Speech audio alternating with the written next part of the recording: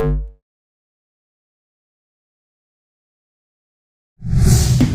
teman-teman, dimanapun dan kapanpun teman-teman berada, selamat datang di Dialog Jiwa, tempat dimana kita berbicara tentang perjalanan hidup, penyembuhan, dan kekuatan mental. Tapi sebelum itu, aku mau apresiasi dulu nih buat kita semua dan teman-teman yang mungkin mendengarkan podcast hari ini, karena kita sudah merasa berharga dan bangga, karena kita adalah versi terbaik dari diri kita.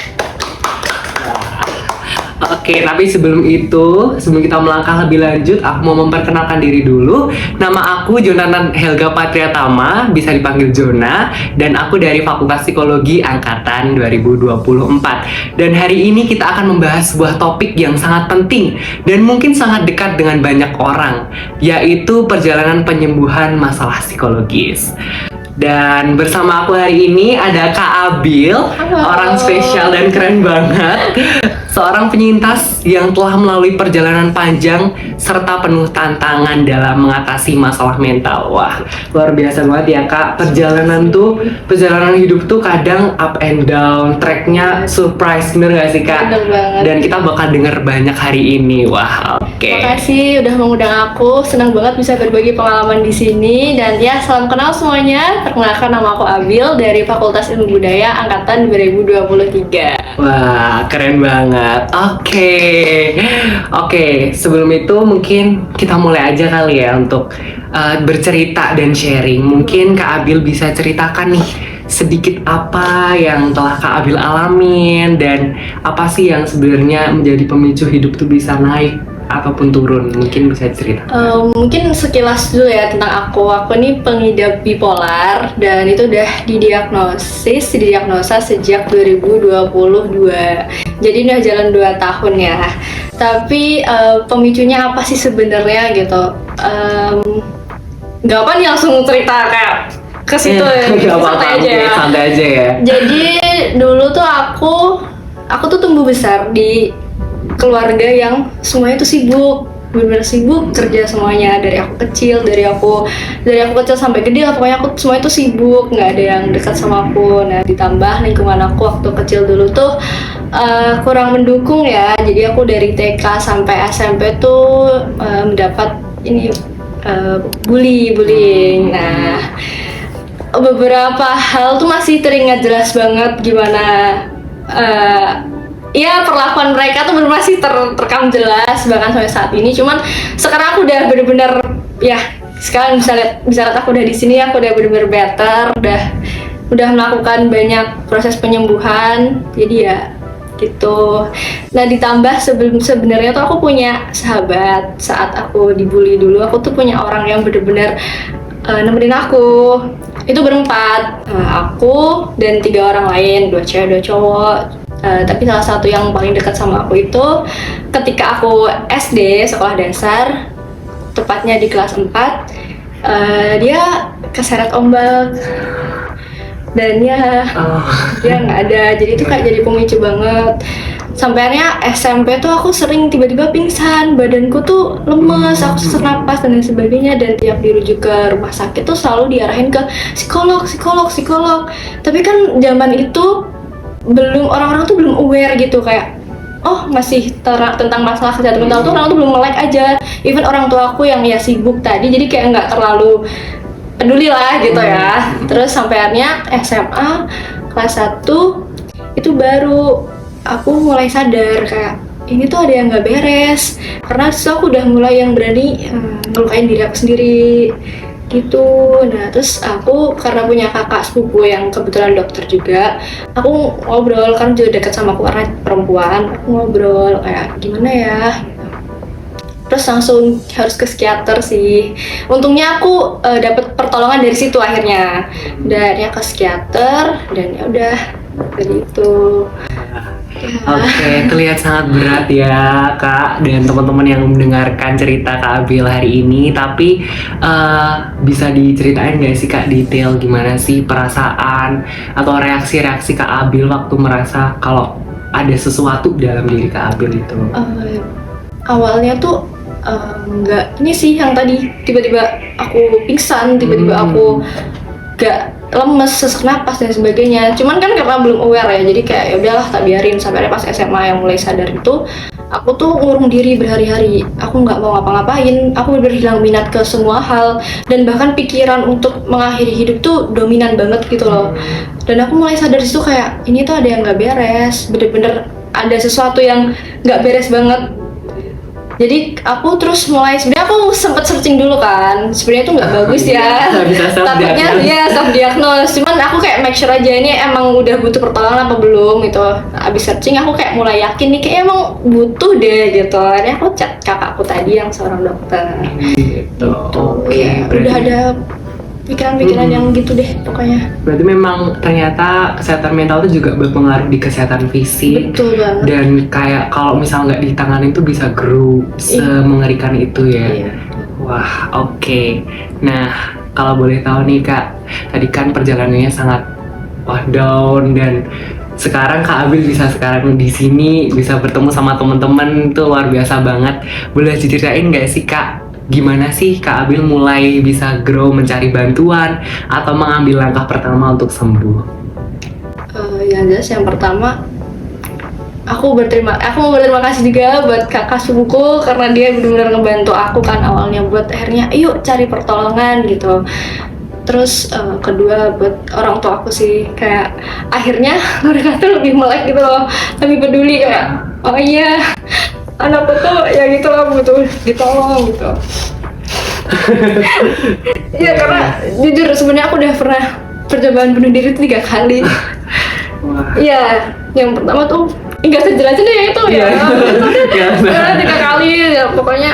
Ya memang berarti seberat itu ya yang bisa yang terakhir impactnya. tuh akhirnya orang tua aku juga yang mulai kayak aware gitu kan, karena yang percobaan terakhir tuh bener-bener aku sampai opname, aku di rumah sakit. Terus orang tua aku yang jadi mulai bener-bener ngawasin, kayak mulai paham, oh enggak, dulu tuh awal-awal kayak mereka, kamu tuh harus deketin diri deh ke orang, ke Allah gitu-gitu. Tapi kayak setelah kejadian yang ketiga percobaan itu kayak mereka langsung lebih melek, terus lebih ngedeketin diri ke aku juga. Jadi itu bener-bener yang membuat prosesku lebih mudah juga.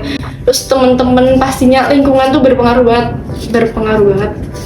Karena aku juga pindah lingkungan kan, dari TK, SMP tuh aku di tempat lain, terus SMA tuh bener-bener yang move aku hidup baru, bener-bener orang tuh nggak ada yang kenal aku, bener-bener dari nol banget. Jadi kayak gitulah, teman-temanku yang SMA alhamdulillah baik-baik semua, semuanya suportif, semuanya bener-bener yang nggak ada judgmental, nggak ada kayak gitu tuh nggak ada. Jadi lingkungan tuh bener-bener berpengaruh. Apalagi pas masuk kuliah, aku ketemu temen-temen lagi yang bener-bener di prodi aku yang salah tuh semuanya hangat banget, dipeluk banget. Dan aku juga punya temen deket, nggak cuma 1-2 tapi alhamdulillah banyak. Jadi itu bener-bener mereka membantu banget sih. Sama menurut aku baca-baca Twitter kadang kayak tiba-tiba lewat ada, aku pernah ingat sih kayak bertahanlah untuk hal-hal kecil, kayak untuk musik yang masih kamu senangin, untuk secangkir kopi yang masih pengen kamu nikmatin gitu. Bener-bener yang kalau lagi di posisi down tuh kayak ngena banget gitu. Berarti lebih fokus ke bagaimana sosial itu mendukung kita ya, lingkungan sosial mendukung kita, dan kita harus mencoba melihat nih hal-hal kecil yang bisa kita rasakan untuk kita syukuri gitu. Dan ya proses penyembuhan itu nggak mudah ya Kak pastinya, dan membutuhkan waktu yang lumayan lama, bahkan bisa lama dan nggak seinstan itu untuk sembuh dari itu. Tapi pernah nggak sih Kak menemukan tantangan terbesar di dalam proses itu? Sebenarnya tantangan terbesar tuh diri aku sendiri. Yang karena nggak mau terbuka atau gimana? Ya itu mungkin ya, itu bisa jadi kadang nggak mau terbuka. Tapi yang lain tuh kan kayak gitu kan harus rutin obat juga ya, dan itu tuh bikin capek banget. Bener-bener minum obat tiap hari, terus harus ngejurnal tiap hari, itu tuh bikin capek, bikin lelah. Kadang tuh aku yang ngerasa kayak udahlah nggak usah aja gitu, kayak udahlah. Itu tantangan terbesar di situ sih, kayak lebih ke kedisiplin dalam minum obat gitu. Sama mungkin kadang kalau di lingkungan yang baru dan aku harus ngejelasin kondisiku, karena kondisiku kan emang nggak terduga juga. Kadang masih tiba-tiba kambuh, aku bakal relapse atau apa gitu. Aku harus menjelaskan ulang ke orang-orang, kayak aku harus ini, dan nggak semua, aku tuh ngerasa belum semua tuh paham ngerti gitu. Jadi itu sih tantangan terberatnya. Oke, terima kasih Kak Abil udah sharing banyak banget proses bisa sampai di sini, bisa sekuat ini. Kita apresiasi dulu ya. Luar biasa sekali. Oke, tapi buat teman-teman nih yang saat ini lagi mendengarkan podcast hari ini, ada nggak sih pesan yang ingin disampaikan? Pesan dari aku, jangan takut buat minta pertolongan gitu, dan jangan pernah ngerasa sendiri, karena banyak loh yang peduli sama kalian sebenarnya. Dan aku ingin kalian tuh tahu kalau keberadaan kalian tuh berharga banget gitu. Meski mungkin kalian nggak sadar, tapi orang-orang di sekitar kalian itu pasti merasakan banget. Dan menurut aku proses penyembuhan tuh emang nggak mudah ya, tapi aku yakin kok pasti akan sembuh. Percaya sama aku, pasti. Yes, dan Kak Abil hari ini membuktikan sendiri bahwa dia bisa untuk grow dan bisa berdiri di sini di hadapan teman-teman semua, bisa sembuh Iya, bisa dan kok. bisa pulih lagi. Wah, memang ya ketika memang kita punya motivasi dan kita ingin berani melawan keraguan kita, semua itu bisa terjadi ya Kak ya. Jangan takut buat minta pertolongan. Yes, dan jangan takut untuk terbuka juga ya Iya, Kak. betul banget. Karena keterbukaan saat ini tuh mungkin belum semua bisa, dan mungkin di tengah teman-teman yang kadang ada yang tahu, ada yang nggak aware, kita memang harus bisa menyesuaikan juga. Tetapi ketika kita mau berani terbuka dulu aja, pasti ada kesempatan dan jalan. Dan aku rasa untuk saat ini kesehatan mental tuh orang-orang udah lebih aware Iya, juga, jadi kayak it's beda okay kali ya guys, zamannya udah ya. beda gitu, jadi it's okay. Iya. Kalian gak sendirian.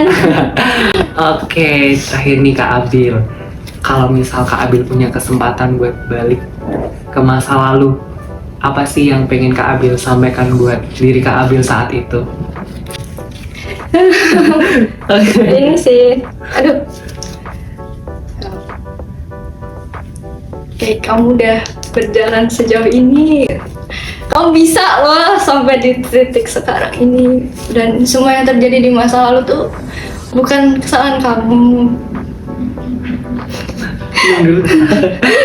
Iya. Makasih udah selalu kuat. Makasih karena udah gak menyerah, kita aja. Luar biasa. Kita kasih applause dulu. Makasih banyak. Maaf ya, nangis. Iya, nggak apa-apa. Itu termasuk melakukan emosi juga ke teman-teman, mungkin emosinya bisa ketransfer bahwa memang ini tuh serius, bahwa semua bisa sembuh, dan itu hanya membutuhkan keberanian kita Dan waktu. dan waktu ya. Oke, baik, terima kasih teman-teman yang udah mendengarkan podcast episode kali ini di Dialog Jiwa. Semoga teman-teman bisa terinspirasi, dan kalau misal teman-teman merasa ini adalah sebuah kabar baik, silakan untuk bisa di-share dan diberitahu ke teman-teman yang lainnya kalau mereka tidak sendirian. Oke, jangan lupa untuk subscribe dan tetap dengarkan Dialog Jiwa untuk topik menarik lainnya. Ingat, perjalanan penyembuhan memang tidak mudah, tetapi kita bisa melewatinya bersama-sama. Sampai jumpa di Dialog Jiwa berikutnya. Bye-bye. Bye-bye. Rise and shine. Tos dulu.